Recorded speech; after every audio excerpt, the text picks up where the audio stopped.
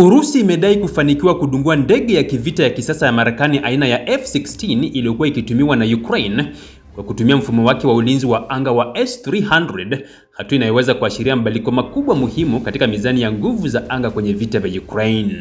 Kwa mujibu wa maafisa wa kijeshi wa Urusi walionukuliwa na vyombo vya habari vya serikali, operesheni hiyo ilipangwa kwa muda mrefu baada ya vikosi vya ulinzi vya anga kufuatilia kwa karibu mienendo ya ndege za kivita za Ukraine. Urusi imesema ilifanikiwa kulenga na kuharibu ndege hiyo baada ya kuzindua makombora mawili, moja likigonga shabaha na la pili kuhakikisha uharibifu kamili. Maafisa hao wamesema kuwa F-16 imekuwa ikipewa sifa kubwa na Ukraine pamoja na washirika wake wa magharibi kama ndege yenye uwezo mkubwa na ngumu kudunguliwa, lakini tukio hilo, iwapo litathibitishwa, linaweza kupunguza hadhi ya ndege hiyo katika uwanja wa kivita.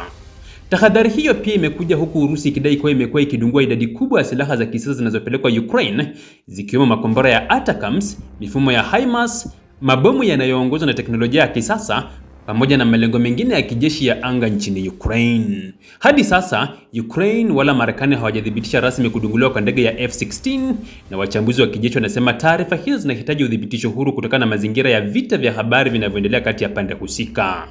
Iwapo dai hilo litathibitishwa, litakuwa pigo kubwa kwa juhudi za Ukraine za kuimarisha nguvu zake za anga, na pia litazua maswali mapya kuhusu ufanisi wa ndege za magharibi dhidi ya mifumo ya ulinzi wa anga ya Urusi.